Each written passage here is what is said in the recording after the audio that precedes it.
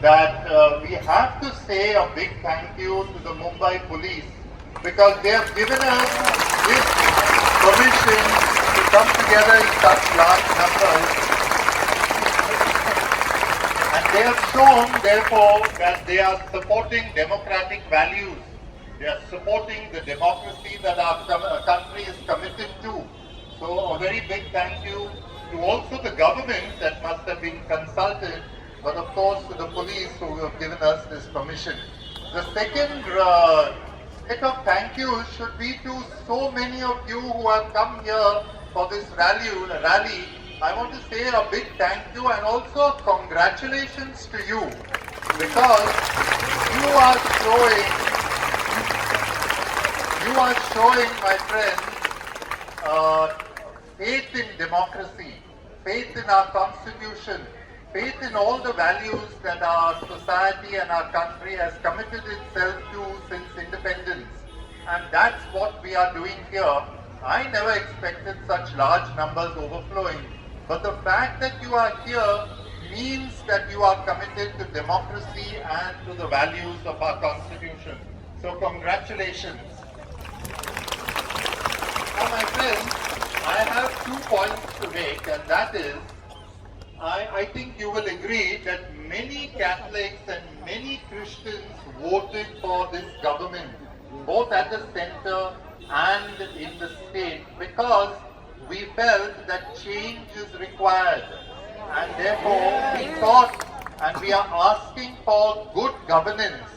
Governance which will take care of the needs of all the people, not a few, not just a minority of rich people, not just of one community, but of all the communities and every sector of people. We thought, and this is what our gathering together here is about, to ask for good governance which was promised to us. And therefore, when we see things happening around us in Delhi, in Maharashtra, in other parts of the country, which are troubling for the minorities, which are troubling for the poor, which are troubling for workers, we have to come together and express our anguish, express our dissent, express our concerns that those who are weak, those who are outnumbered are not being protected. We are not seeing enough of evidence of good governance, and therefore this is the reason why we have gathered here in good numbers, to show that civil society will not stay quiet.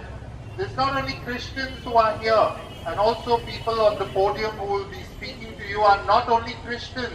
There are people from all communities who want to ask the government that we want good governance, we want the rule of law, we want all those freedoms that the Constitution and all the political parties have promised us. This is not yet in evidence. We don't have evidence of good governance. And I'll just pick up 2 points which I think we require better governance in across the country. One is the safety of minority groups. Christians are only one of the minority. There are the workers, there are the tribals, there are the Dalits, there are other minority groups.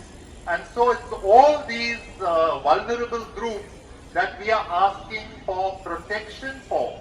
So our first demand, my friends, in collaboration with all people of goodwill from every community in India, our demand is that there be protection for those who are weak.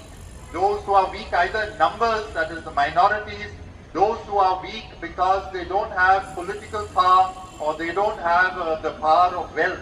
That's what we are asking for. So our first demand, my friends, protection for all and the rule of law for all our countrymen and women, however small or insignificant they may be.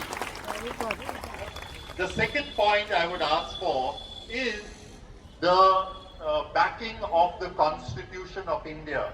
A lot of work has gone into formulating our Constitution, and it has been done by people from all communities, especially the majority community.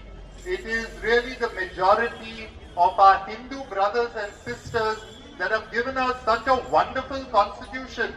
And let's give a clap to the Indian constitution, which has taken care of all the constituents of India, the whole plurality of our society. Now our demand is that the constitution be given importance that it deserves. Because there are voices that say there's no place for this group, there's no place for a minority, only the Hindu Rashtra will do in India. That is not what our country stands for. Our country is made up of so many different groups, and that's our richness, that's our strength. If we compromise on that, then India is going to be divided, it will fall. People will take advantage of it.